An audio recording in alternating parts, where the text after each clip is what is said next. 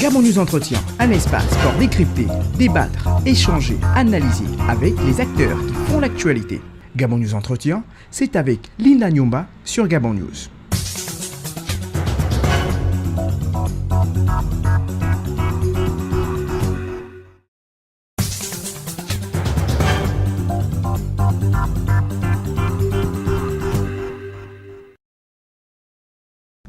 Bienvenue à tous dans Gabon News Entretien, votre émission qui vous permet de savoir un peu plus sur l'actualité du pays. Aujourd'hui, nous recevons M. Fridolin Mvemesa.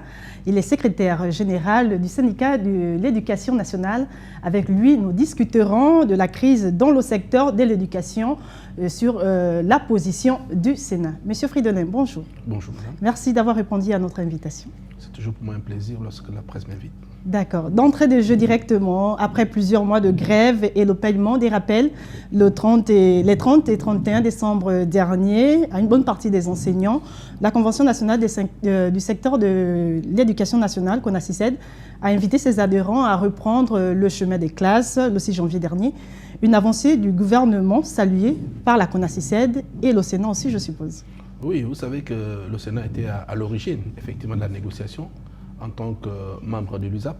Donc, l'USAP a négocié avec le gouvernement sur le paiement des vacations, sur le paiement notamment des rappels des agents de tous les agents de l'État.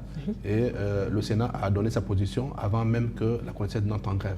Donc, nous avons dit à nos militants de ne pas s'inquiéter parce que nous étions sûrs que les rappels seront payés le 31 décembre, ce qui a été fait par le gouvernement. Et comment le Sénat a perçu cette avancée? Bon, le Sénat est satisfait parce que c'est un engagement que nous avons pris. Nous avons pris beaucoup de risques en demandant aux enseignants de ne pas de rester calmes, de vaquer à leurs occupations, mais d'attendre la date butoir que nous avons fixée au 31 décembre.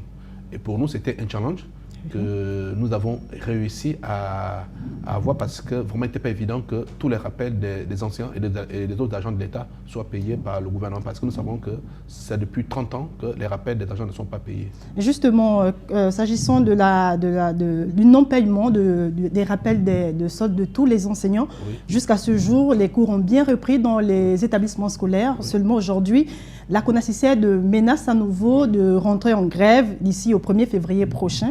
Oui.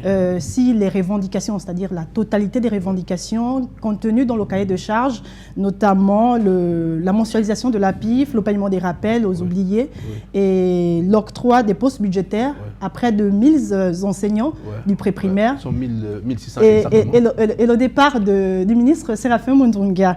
Alors, quelle est la position du Sénat aujourd'hui par rapport à ce nouvel ultimatum? Le Sénat ne s'inscrit pas dans ce registre parce que le Sénat pense que la grève ne doit pas être brandie à chaque instant, à chaque moment. La grève est l'arme ultime que nous devons utiliser lorsque nous avons tout tenté. Je pense que le gouvernement est en train de montrer que le dialogue, c'est la seule chose que le syndicaliste doit promouvoir. Parce qu'on nous apprend dans les formations syndicales qu'il ne faut jamais couper le cordon de la discussion. Oui. Il faut toujours maintenir le dialogue pour éviter que la corde ne se casse. Donc pour nous, le Sénat, nous n'envisagerons pas rentrer en grève coûte que coûte au 2 février parce que nos militants savent que nous avons un challenge. Nous devons faire en sorte que la PIF soit mensualisée et nous travaillons déjà dans cette commission avec le gouvernement. Ce que je veux dire, c'est qu'en février, début février, la PIF ne sera pas mensualisée parce que la commission dans laquelle le Sénat se trouve, qui travaille au niveau de la primature, est encore en train de travailler sur cette question pour voir quelles sont les nouvelles modalités d'octroi de la prime aux enseignants. Parce que nous avons vu que cette prime est perçue par des enseignants qui n'ont pas, par des personnes ou des gens qui n'ont pas le droit de percevoir la PIF. Donc la PIF ne sera pas mensualisée à la fin de ce mois. Pourtant, c'est une promesse du gouvernement qui devait être effective depuis des mois. Vous savez, il y a des années même. Il y a un discours politique. Tout à fait. Il y a un discours, les techniciens sont chargés de traduire dans les faits le discours politique. Aujourd'hui, on se rend compte que le décret qui octroie la PIF aux enseignants pose problème. Donc il faut le toiletter. Il faut des arrêtés pour chaque département ministériel parce qu'il y a plusieurs départements ministériels. Il y a Éducation nationale, Jeunesse et Sport, Culture, Affaires sociales qui sont partie prenante de la prime d'incitation à la fonction enseignante. Donc, toutes ces administrations reçoivent la PIF sans référence juridique parce que les affaires sociales la reçoivent par générosité parce qu'ils ne font pas partie du décret. Donc, c'est ce décret que nous souhaitons que le gouvernement revoie afin que des arrêtés soient pris par département militaire, afin que nous puissions identifier véritablement les ayants droit. Mais la question des postes budgétaires aux 1000 enseignants du pré-primaire qui n'est pas toujours effective, c'est bien une question légitime. Oui, mais c'est encore le Sénat qui a proposé au gouvernement de prendre le dossier. Parce qu'aujourd'hui, nous savions que le dossier des enseignants du pré-primaire se trouvait au niveau du ministère de l'Éducation nationale. Tous les dossiers sont au cabinet du ministre et ça ne bougeait pas. Nous avons demandé à ce que le Premier ministre puisse se saisir de ce dossier, ce qu'il a fait en demandant à ce que le gouverneur puisse récolter les dossiers de ces intéressés afin qu'il les traite lui-même personnellement à son cabinet. Et nous attendons, et il avait demandé à ce que les enseignants eux-mêmes puissent déposer le dossier dans des gouvernorats, ce qui est chose faite. Et une fois tous les dossiers réunis, le Premier ministre va les étudier pour intégrer ceux qui méritent d'être intégrés. Vous, en tant que secrétaire général du syndicat de l'éducation nationale, pensez-vous aujourd'hui que la démission de Séraphin Mundunga serait une solution à la crise qui prévaut? Nous n'avons pas le pouvoir de nomination et nous travaillons avec chaque partenaire. Le ministre aujourd'hui a été nommé par le président de la République, qui est seul habilité à le démettre de ses fonctions. Pour nous, nous concevons qu'une fois un ministre nommé, nous avons le droit de travailler avec lui. Et qu'il soit diable, qu'il soit méchant, qu'il soit tout ce qu'on peut le reprocher, mais nous avons le devoir de travailler avec lui et c'est ce que nous faisons. Donc pour nous, la condition du départ de ministre ne nous intéresse pas. Alors, deux syndicats pour l'enseignement primaire, pré-primaire et secondaire aujourd'hui, deux vitesses, dans les différents mouvements observés ces derniers mois. Quel rapport entretiennent réellement aujourd'hui l'OSENA et la CONACYCED? Bon, il faut dire au public que c'est le Sénat qui a mis en place la CONACYCED. C'est votre humble serviteur qui a eu l'idée de mettre en place une coalition. Parce que nous sommes rapprochés de nos collègues expatriés et qui nous ont répondu favorablement, mais à la dernière minute, ils avaient désisté. Mais nous avons pris soin de réunir tous les autres syndicats du secteur éducation pour que nous formions une grande coalition. Aujourd'hui, nous reprochons à nos collègues des autres syndicats membres de la CONACYCED. Il faut rappeler que la CONACYCED n'est pas un syndicat, c'est une coalition de plusieurs syndicats. Mais dans la CONACYCED, vous n'entendez que le Sénat, mais vous ne savez pas combien de syndicats existent dans la CONACYCED. Est-ce que vous en connaissez un seul? Pas du tout. Donc vous entendez le gros mot CONACYCED, mais que renferme la CONACYCED à l'intérieur? Donc, c'est ce que nous disons à nos collègues, qu'il faut d'abord exister avant d'aller exister au sein de la CONACYCED, qui est une fédération qui doit regrouper tous les syndicats. Donc, nous reprochons à nos collègues de ne pas vouloir mettre en valeur leur syndicat sectoriel et nous reprochons à nos collègues d'avoir étouffé, d'avoir tué le système de modération, c'est-à-dire on faisait une direction tournante. Chaque leader syndical devait être responsable de la CONACYCED pendant un mois. Ce qu'ils ont tué aujourd'hui, la CONACYCED devient un syndicat formel, c'est-à-dire concurrent du Sénat. Et nous ne pouvons pas accepter cette manière de faire. Ah, ok. Mais pourtant, il y a quelques mois, vous étiez encore bien à la tête, bien représenté à la CONACYCED. Oui, personnellement, je n'y vais plus. Qu'est-ce qui a motivé votre départ? Une petite parenthèse. Parce que je ne veux plus être partout au même moment. Je m'occupe du Sénat dont je détiens le mandat et j'ai légué cette prérogative à mes autres collègues du bureau afin d'assister aux réunions de la CONACYCED. Bon, s'ils ne font pas leur travail, ce n'est pas de ma faute. Alors aujourd'hui, l'année scolaire 2013-2014 à nouveau menacée, peut-être un mot, à l'endroit de vos collègues de la CONACYCED et du gouvernement pour ramener la sérénité et éviter l'année blanche. Bon, je ne peux pas parler à la place de la CONACYCED. Ils savent ce qu'ils veulent. Mais moi, je sais que nous devons travailler pour le bien de nos enfants, pour le bien des enseignants. C'est pourquoi nous avons créé un syndicat.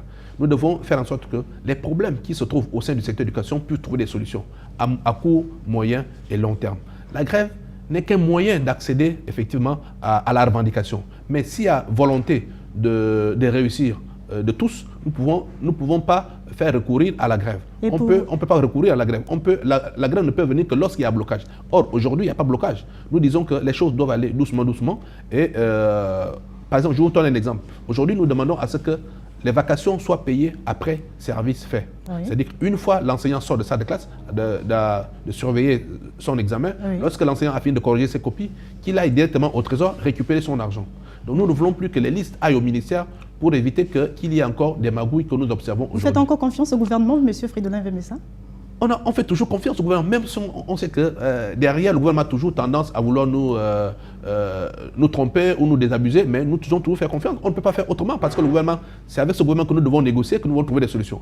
Même si on sait qu'il ne tient pas tous ses engagements, mais nous devons faire la pression pour que le gouvernement, effectivement, puisse... Et qu'est-ce que vous proposez concrètement aujourd'hui pour essayer de sauver cette année blanche? Alors, nous proposons au gouvernement, nous demandons au gouvernement d'aller au bout de sa logique, c'est-à-dire faire en sorte que la PIF soit mensualisée, en réécrivant, en corrigeant le décret 1111 qui pose problème aujourd'hui, en faisant en sorte que les vacations soient payées après service fait, en faisant en sorte que les enseignants, effectivement, du pré-primaire soient intégrés simplement pour ceux qui le méritent d'être intégrés. Et comment vos collègues de la CONACYCED pourraient encore être patients aujourd'hui face aux multiples promesses du gouvernement qui ne tiennent pas toujours la route? Mais le gouvernement, vous savez, le gouvernement, quel que soit le temps, le gouvernement arrive toujours à tenir ses engagements parce que c'est l'État. Je ne défends pas le gouvernement. J'ai toujours combattu le gouvernement et je le combats toujours. Mais nous disons, nous devons avoir la stratégie. La stratégie aujourd'hui, ce n'est pas d'aller systématiquement en grève parce qu'on risque d'épuiser les enseignants. Nous devons économiser la force des enseignants. Nous devons rentrer en grève que lorsque c'est nécessaire pour faire mal. Monsieur le Président VPSA, oui. vous avez perçu vos rappels de solde? Oui, j'ai reçu mon rappel qui était de 5 000. Ah ouais? Oui, parce que moi j'ai eu la chance de suivre ma carrière. Donc vous savez que lorsqu'on... Et ça ne fâche pas percevoir 5 000 de rappels de solde après autant d'années d'attente? C'est ça que l'État me devait. L'État ne me devait pas grand-chose. L'État me devait 1 mois d'avancement. Parce que vous savez que quand vous avancez, on vous avoue dans le salaire 7 500. Et l'État retire les impôts.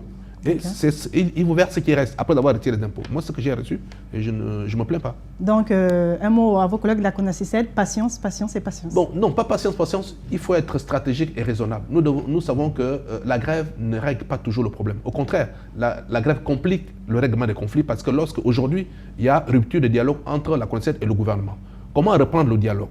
Ça, chacun est arc-bouté dans sa position. Je pense que nous ne devons pas arriver là. Lorsqu'on est leader syndical, nous devons avoir des stratégies pour éviter que la situation ne se débloque, pour éviter que le dialogue ne se grippe, pour éviter que les gens ne nous accusent de vouloir de prendre en otage les enfants, alors que c'est pas notre volonté. Nous cherchons l'avenir de nos enfants. Nous voulons en sorte que les enseignants et les élèves travaillent dans de bonnes conditions. Nous devons faire en sorte que l'État puisse effectivement remédier à cette situation en faisant des propositions concrètes. Merci, M. Fridolin Vemessa. Le message est bien passé. Voilà qui vient mettre un terme à cette émission Gabon News Entretien.